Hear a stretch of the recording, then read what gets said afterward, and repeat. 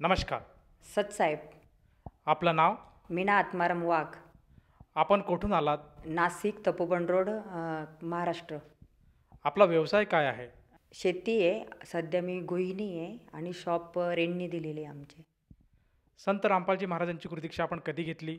2014मध्ये. संत रामपालजी महाराजांची सद्भक्ती घेतल्या अगोदर आपण व आपला परिवार कोणती भक्ती साधना करत होतात? जे सर्व पारंपरिक जे भक्ती करतात तीच आम्ही करत होतो. ब्रह्मा विष्णू महेश ह्या सर्व देवदेवतांची भक्ती करत होतो. पण शंकराची भक्ती पण आम्ही खूप केली. लिंगाचे व लिंगाला आम्ही अभिषेक करणं आणि उपवास करणं, पांढऱ्या वस्त्रासहित आंघोळ करून त्याची त्याची लिंगाचे आम्ही अभिषेक करणं आणि 21 हे 151 पांढरे फुलं वाहणं, बेल वाहणं, पारंपरिक खूप भक्ती केली आम्ही. आणि हे स्वाध्याय पण करत होतो. कृष्णाची पण प्रत्येक जेव्हाला वर्षातनं जे सण येतात ते साजरे करत होतो. आणि प्रत्येक महिन्याला जे काही असतं ते पण आम्ही साजरा करायचो. सगळे उत्सव साजरा करायचो पारंपरिक पद्धतीने. या व्यतिरिक्त आपण काही गुरु धारण केले होते का? आम्ही गुरु धारण केले होते, म्हणजे स्वाध्याय केला होता. आम्ही स्वाध्यायला इतर करता शेजारी पाजारी जे स्वाध्याय करायचे आम्ही पण करायचो, स्वाध्यायला जायचो. आणि आम्ही 12 वर्ष स्वाध्याय केला. स्वाध्याय केल्यानंतर आम्ही त्याच्यामध्ये परीक्षा पण दिल्या. विकासार्थीला जाणं प्रत्येक महिन्याला 15 दिवसातून, एकादशीला भाऊफेरीला जाणे आणि बालसंस्कार केंद्र पण चालवत होते. आणि गीतेचे काही अध्याय पण मुखोद्गत होते. आणि गीतेचे आम्ही अध्ययन पारायण वगैरे सगळं करत असायचो. जसं तुम्ही सांगत आहात की आपण स्वाध्याय परिवाराशी निगडीत होतात, त्यांची पण आपण भक्तिविधी करत होतात. मग असं असताना आपल्याला संत रामपालजी महाराजांचा मार्ग कसा सापडला आणि आपण त्या मार्गात का आलात? वडिलांचा पण व्यवसाय शेती आहे. ते एकदा शेतीच्या एका शिबिरामध्ये गेले, तेव्हा त्यांना एक ज्ञानगंगा पुस्तक मिळालं. तेव्हा ते घरी घेऊन आले. तेव्हा ते मला बोलले की हे आपण जे करतोय हे चुकीचं आहे. ह्या पुस्तकात काही शास्त्रानुसार दिलेलं आहे, हे आपण केलं पाहिजे. तर तेव्हा मग त्यांनी ते पूर्ण वाचलं आणि मग मी पण त्यांच्याबरोबर वाचलं. तेव्हा खऱ्या पद्धतीने शास्त्र पद्धतीने ही भक्ती कळाली. ही भक्ती कळाल्यानंतर मग आम्ही वडील म्हणे मग आपण नाही काही शास्त्रानुसार भक्ती आहे, आपण उपदेश घेतला पाहिजे.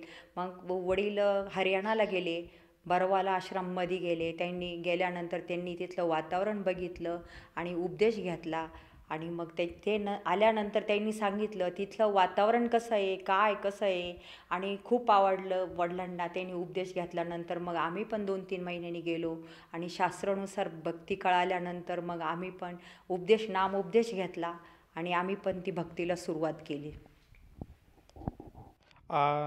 ताई, जसं आपण सांगत आहात की सर्वप्रथम आपल्या वडिलांनी संत रामपालजी महाराजांचं ज्ञानगंगा हे पुस्तक वाचलं आणि त्यातलं ज्ञान समजून घेतलं आणि स्वतः संत रामपालजी महाराजांची दीक्षा घेतल्यानंतर आपल्या परिवाराला सुद्धा संत रामपालजी महाराजांच्या शरणात आणलं. पण मला असं विचारायचं आहे की संत रामपालजी महाराज असं काय ज्ञान देत आहेत किंवा त्यांच्या आश्रमामधलं वातावरण असं काय आहे की ज्याकडे आज भक्त समाज आकर्षित होतो आणि त्यांच्याकडनं अनुग्रह घेतो आहे? तिथे आश्रमामध्ये गेल्यानंतर आपल्याला शास्त्र म्हणजे काय आणि भक्ती शास्त्रानुसार काय करायची. तिथे गेल्यानंतर आम्ही सत्संग ऐकले. सत्संगातून आम्हाला वेद कळाले, पुराण कळाले. हे सगळं ज्ञान कळाल्यानंतर आम्हाला ते आगळं आणि वेगळं हे सगळं दिसल्यानंतर आम्ही त्या भक्तीला सुरुवात केली. आणि ते आम्हाला एकदम आम्हाला ते पूर्णपणे ते योग्य वाटलं. नंतरच आम्ही ती भक्ती सुरू केली. उपदेश याच मार्गाने चालायला लागलो आम्ही. जसं तुम्ही सांगत आहात की संत रामपालजी महाराजांचं जे ज्ञान आहे हे शास्त्रानुकूल आहे. त्यांनी तुम्हाला गीताबद्दल माहिती सांगितली, वेदांचं तुम्हाला ज्ञान दिलं आणि ते ज्ञान तुम्हाला पटलं आणि सद्भक्ती कळाली म्हणून तुम्ही त्यांच्या शरणात आलात. तर मला असं विचारायचं आहे की जेव्हा तुम्ही संत रामपालजी महाराजांकडनं अनुग्रह घेतला, नामदीक्षा घेतली, त्यानंतर आपल्याला आपल्या स्वतःमध्ये किंवा आपल्या परिवारामध्ये काय काय बदल आढळलेत? बदल म्हणजे इतर आपण जे आधीची जी पूजा करत होतो आणि आपण याच्यामध्ये पूजा करतो, ही शास्त्रानुसार पूजा म्हणजे काय, हे सगळं वेदांना धरून पकडून त्याच्यामध्ये सगळे खूप आम्हाला फरक वाटला मोठा. की आपण शास्त्रानुसार केल्याने काय फायदा होतो, काय तोटा हे सगळं कळाल्यानंतर मग ते योग्य वाटलं आम्हाला. तेच कळलं. आधी उपवास करणं, ह्या देवाला जाणं, त्या देवाला जाणं आणि पूजा पाठ देवाला म्हणजे घरामध्ये कसं आहे, आधी ताटामध्ये सगळे देव काढून त्याला अंघोळ घालणं, फुलं वाहणं, गंध लावणं, अगरबत्ती, नारळ फोडणं हे सगळं करत होतो. पण याच्यामध्ये शास्त्रानुसार म्हटल्यानंतर तर ह्याच्यामध्ये आपल्याला काही वेगळं करायचं नाही आहे. हे सगळं याच्यामध्ये काही व्यर्थ वेळ घालायचा नाही आहे आणि आपण बाकीचे कामं करता करता आणि सगळं दररोजचे नित्यनेम कामं करता करता आपण हे सगळी शास्त्रानुसार भक्ती करू शकतो. याच्यामध्ये आपल्याला हा मोठा फरक जाणवला. म्हणून आम्ही ही शास्त्रानुसार भक्ती करायला लागलो आणि ह्याच्यामध्ये आम्ही आल्यानंतर फायदा काय असतो, तोटा काय असतो हे कळायला लागलं. मग आपल्याला व आपल्या परिवाराला संत रामपालजी महाराजांच्या सद्भक्तीमुळे काही फायदा किंवा काही अनुभवाला आलेत का? हो आले. कारण ह्या भक्ती मार्गात आल्यानंतर 4 महिन्यामध्ये आम्हाला एवढे फायदे झाले, की जी आम्ही शेती करत होतो त्याच्यामध्ये काही उत्पन्न पण निघत नव्हतं. ती आम्ही दुसऱ्याला करायला देणार होतो, पण ते कोणी करत पण नव्हतं आणि आमच्याकडे आर्थिक, मानसिक सगळीच परिस्थितीने आम्ही थक्क झालेलो होतो. काही सुचेना असे समोर आम्हाला काहीच दिसत नव्हता आणि पण परमात्माच्या शरणामध्ये आल्या संत रामपालजी महाराजांच्या शरणात आल्यानंतर आम्हाला 4 महिन्यामध्ये की जे शेती आम्हाला विकायचा विचार करत होतो, पण ती शेती पण विकल्या जात नव्हती. माझे मिस्टर आजारी होते, त्यांच्या दोन्ही पण किडन्या फेल झालेल्या होत्या. त्यामुळे आमच्याकडे पैसा पण राहिलेला नव्हता ट्रीटमेंटला आणि आर्थिक, मानसिक परिस्थिती खूपच हलवलेली होती आमची. ह्यामुळे आम्हाला कोणाकडनंच काही साथ मिळत नव्हती. त्यामुळे फक्त वडील आणि आम्ही वडिलांचाच एक मोठा आधार होता आणि परमात्माच्या शरणात आल्यावर परमात्माचा आधार मिळाला आम्हाला मोठा आणि नंतर 4 महिन्यामध्येच आमची शेती पण विकल्या गेली आणि आम्ही स्वतःचा फ्लॅट पण घेतला आणि नंतर 2 स्वतःचे शॉप पण घेतले आणि माझ्या मिस्टरांची ट्रीटमेंट करायला आम्हाला पैशांची पण उपलब्धी झाली. त्यानंतर ह्या भक्तिमार्गात आल्यानंतर मग माझ्या मिस्टरांची BP, शुगर हे सगळं नॉर्मल यायला लागलं आणि त्यांची तब्येत पण ठीक व्हायला लागली आणि वडिलांना पण भरपूर फायदे झाले आणि आम्हाला पण घरामध्ये जे मनस्थिती कोणाचीच ठीक नव्हती, ती सगळी मनस्थिती पण चांगली झाली आणि सगळ्यांना कुठल्याही प्रकारचं टेन्शन राहिलं नाही.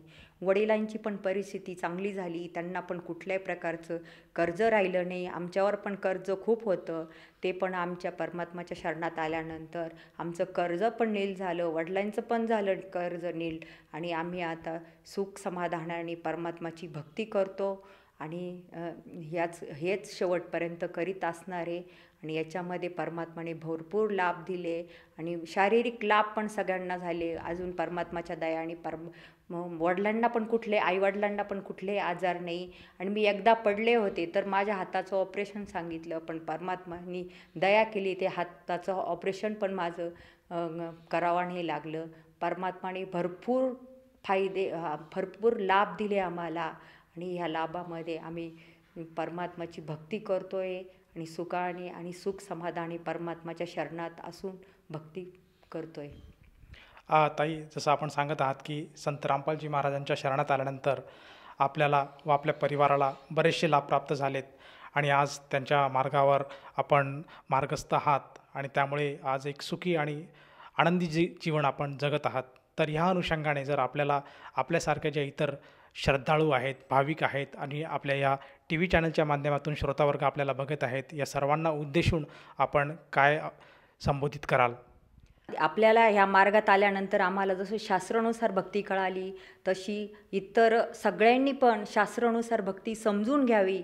शास्त्रानुसार भक्ती म्हणजे कशी आहे की आपल्याला वेद म्हणजे काय, पुराण म्हणजे काय हे सगळं कळलं पाहिजे. आपण इतर पूजा पाठ करतोय पण त्याच्यामध्ये शास्त्रानुसार काही करत नाही आहे, फक्त आपण पुराणानुसार ही भक्ती करतोय. आपल्याला त्याच्यातला लाभ पण कळत नाही आणि काहीच हानी पण कळत नाही. आपण इतर करतोय म्हणून तो करतोय, पण संत रामपालजी महाराजांच्या शरणात आल्यानंतर शास्त्रानुसार भक्ती काय आहे हे पण कळतं आणि त्यांच्या शरणात आल्यानंतर आपल्याला लाभ पण होता आणि सगळ्यांनी ही भक्ती समजून घ्यावे. शास्त्र म्हणजे काय, वेद म्हणजे काय, आपण काय करतो हे सगळे ते पुराव्यानुसारच भक्ती सांगताय. आपण अंधश्रद्धेमध्ये आज सगळा समाज सुशिक्षित आहे. आपण काय करावं काय नाही करावं, आपल्याला हे आपले वेद काय, पुराण काय, हे सगळं काय सांगताय याच्यातलं बघूनच आपण भक्ती केली पाहिजे. आणि आम्ही जशी भक्ती केली आणि आम्हाला जसे लाभ झाले तसे इतरांना पण मिळतील. आपण शास्त्रानुसार भक्ती केली तर आपल्याला लाभ काय, हानी काय हे सर्व कळेल. जसं तुम्ही सांगत आहात की आज सुशिक्षित समाज आहे आणि समाजाने संत रामपालजी महाराजांचे जे काही साहित्य आज बाजारामध्ये उपलब्ध आहेत ते साहित्य अध्ययन केलं पाहिजे. त्याचप्रमाणे सत्संग आहेत, त्या सत्संगाच्या माध्यमातून सुद्धा संत रामपालजी महाराज आज समाजाला संबोधित करत आहेत. ते सत्संगाचं ज्ञान अर्जन करून एखाद्या माणसाला असं वाटलं की आपणसुद्धा संत रामपालजी महाराजांची गुरुदीक्षा किंवा गुरुमंत्र घ्यावा, तर ती व्यक्ती संत रामपालजी महाराजांची गुरुदीक्षा कशी घेऊ शकेल? आज परमात्माची संत रामपालजी महाराजांचे ज्ञान हे सगळं सगळ्या टी व्ही चॅनलवर आणि मोबाईलवरती आज सगळ्यांकडे चांगले मोबाईल असून फेसबुक, यूट्यूब, ट्विटर हे सगळेचे सगळे, इंस्टा आणि सगळ्या याच्यावर पण आपल्याला परमात्माचं ज्ञान पण दिसतं आहे.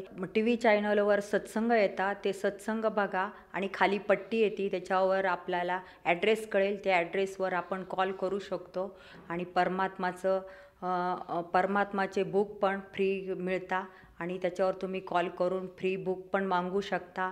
आणि त्याच्यावर नंतर आपल्याला ते आपण नाही का जवळ सत्संग बघितल्यानंतर ते ज्ञान समजून घेतल्यानंतर आपण टी व्हीवरती ते खाली पिवळी पट्टी येते, त्याच्यावरती मोबाईल नंबर येतो, तुम्ही कॉल करू शकता आणि हे कॉल केल्यानंतर जवळचं नामदान सेंटर असतं, तिथे तुम्ही नामदीक्षा घेऊ शकता.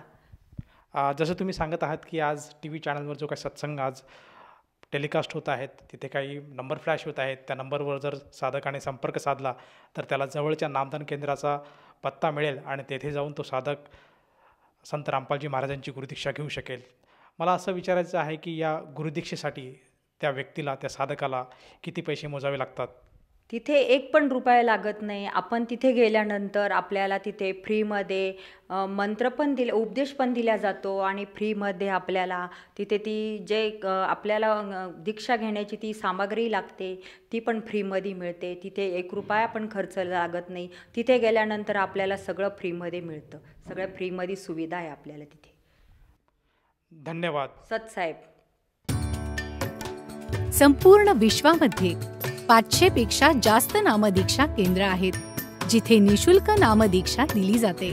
निशुल्क नामदीक्षा प्राप्त करण्यासाठी आणि अधिक माहितीसाठी संपर्क करा 7030303951 7030303952.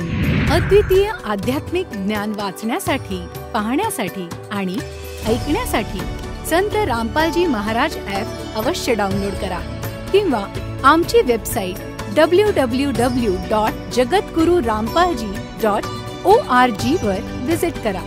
आम्हाला सोशल मीडियावर फॉलो करा. सर्व पवित्र धर्मांच्या पवित्र शास्त्रांवर आधारित प्रमाणित अनमोल पुस्तक ज्ञानगंगा किंवा जगण्याचा मार्ग यापैकी कोणतेही एक पुस्तक निशुल्क मागवण्यासाठी आपण आम्हाला आपले पूर्ण नाव, पूर्ण पत्ता, पिनकोड आणि फोन नंबरसह लिहून 7030303951 किंवा 7030303952 या नंबरवर SMS करू शकता किंवा 7030303950 या नंबरवर व्हॉट्सअप देखील करू शकता.